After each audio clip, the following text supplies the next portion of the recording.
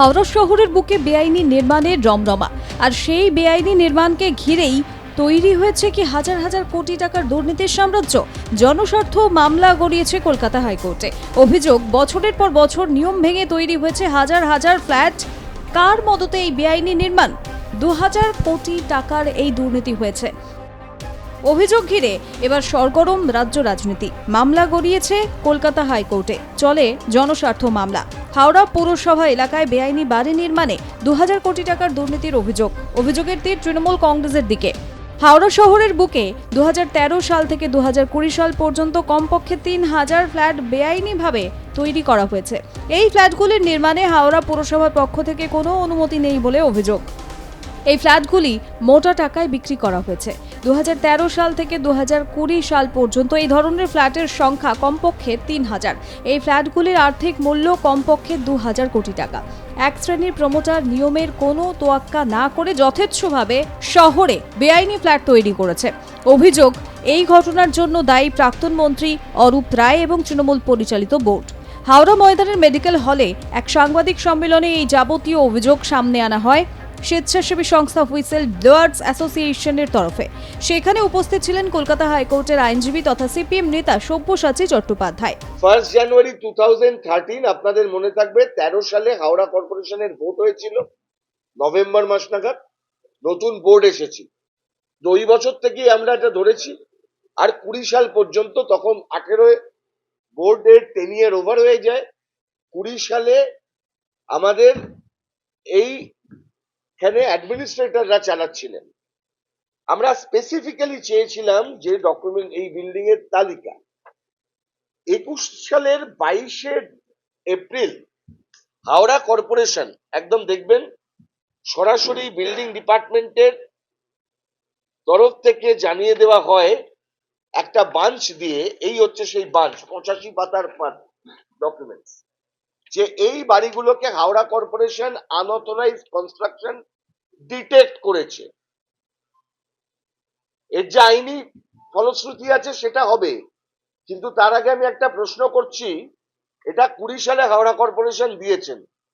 20 সালের পর থেকেও এই আনঅথরাইজড কনস্ট্রাকশন তৃণমূলের নেতারা বিভিন্ন জায়গায় বলে বলে করিয়েছেন, মদত দিয়েছেন, এবং ওই একটা গাজর ঝুলিয়েছিলেন যে ভোট হয়ে যাবে, ভোট হয়ে যাবার পর আবার আমরা চলে আসব, আমরা আবার এগুলোকে রেগুলারাইজ করিয়ে দেবো। যেটা আইনে লেখা আছে সেটাই বলবো। বাড়ি বেআইনি নির্মাণও ভাঙতে হবে, আবার তথাকথিত বুলডোজার রাজ কায়েম করে ভাঙা যাবে না, আইন অনুযায়ী তাকে ভাঙতে হবে। এটাই তো সংবিধানের কথা, এর বাইরে তো কিছু না। হ্যাঁ, তাদের ধরতে হবে, টাকা বার করে আনতে হবে, গলার মধ্যে হাত ঢুকিয়ে দিয়ে টাকা বার করতে হবে। কি করে হয়? প্রশ্ন আসে না। এতদিন আমরা প্রশ্ন করিনি, আজকে প্রশ্ন করুন তো, ছেলের বিয়ে মেয়ের বিয়েতে কত টাকা খরচ হয় আমরা জানি না? ফিল্ম স্টাররা আসতে গেলে বিনা পয়সায় এখানে পাতাও নড়ে না পশ্চিমবাংলায়।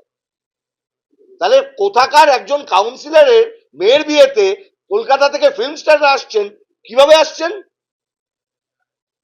এই প্রশ্নগুলো করা কি ভুল? প্রতিদিন এই যে যার কথা কদিন ধরে হচ্ছিল, শামীম আহমেদ বাড়ি, এর যা ওই কি পাতাল ঘর আপনারা দেখিয়েছেন, এটা আপনারা দেখিয়েছেন। এরকম পাতাল ঘর আরো কত আছে জানেন? তবে তো হাওড়া শহরাঞ্চলে ঘুরছেন, একটু একটু একটু গ্রামের দিকে যান না, মানে রানিহাটি থেকে একটু ডান দিকে বেকুন, ওখানে পাতাল ঘরে যাবেন, ওখানেও পাতাল ঘর আছে, বাংকার আছে, খোঁজ নিন পাঁচলায়। আর একটু পেছন দিকে যান, জগৎবল্লভপুরে যান, আর ওদিকে গ্রামাঞ্চল তো ছেড়ে দিন না, সাকরাইল যান, বিভিন্ন জায়গায় সব প্রপার্টি কিনে কিনে রেখে দিয়েছেন। অভিযোগ অস্বীকার করেন প্রাক্তন মন্ত্রী অরূপ রায়। তিনি বলেন, তৎকালীন সিপিএম পরিচালিত বোর্ডের মেয়র মমতা জেসওয়াল এবং তৃণমূল পরিচালিত বোর্ডের মেয়র তথা বর্তমানে বিজেপি নেতা রথীন চক্রবর্তীর জন্য দায়ী। তাদের আমলেও বেআইনি নির্মাণ আটকানো যায়নি। অরূপও মনে করেন বেআইনি অংশ ভেঙে ফেলা উচিত। তিনি চেয়ারম্যান থাকাকালীন কোনো বেআইনি বাড়িকে জরিমানা জমা দিয়ে আইনি করতে দেননি বলে দাবি করেন অরূপ। বেআইনি যদি অ্যাকশন নিতে হয়, আমি একসময়, তখন আমরা ক্ষমতা এসেছি জাস্ট, সেই সময় মমতা জয়সওয়াল মেয়র হয়েছে। মমতা জয়সওয়ালকে বলেছিলাম যে আপনি যখন বিল্ডিংটা হচ্ছে তখন ভেঙে দিন, বেআইনি বিল্ডিংটা হচ্ছে তখন ভাঙুন। বেআইনি বিল্ডিং হয়ে যাওয়ার পর যখন বাড়িতে ঢুকে যাচ্ছে ফ্ল্যাট ওনাররা, কারণ তারা অনেকে কোনো রকমের টাকা বন্ধক দিয়ে, কোনো রকম রিটায়ারমেন্টের টাকা জমা দিয়ে, কেউ বাড়ির সোনা বইয়ের সোনা বন্ধক দিয়ে কোনো রকমের একটা ফ্ল্যাট কেনে, তাদের মাথার উপর ছাদ কেড়ে নেওয়া উচিত নয়। তারা হয়তো ভুল করেছে, কিন্তু তাদের একটু কনসিডার করা উচিত। এটা বলেছিলাম আমি, সেটা একমত হয়েছিল আমার সঙ্গে মমতা জয়সওয়াল। যেগুলো যখন কনস্ট্রাকশন হচ্ছে, ইলিগাল কনস্ট্রাকশন হচ্ছে, ইলিগাল কনস্ট্রাকশন চালিয়ে যাচ্ছে, তখন কেউ ঢোকেনি, তখন ভেঙে দাও না কেন, তখন ভাঙছ না কেন? ফ্ল্যাট তৈরি করে নেওয়ার পর ওটা অ্যাপ্লাই করছেন, করে বলছেন এটাকে রেগুলারাইজ করো। আইনে যার কোনো নিয়ম নেই, নিয়ম ছিল না। ফলে আইনি পথে যদি সেটাকে আপনি দেখেন, তার একমাত্র সমাধান হচ্ছে সেটা ডেমোলিশন করো।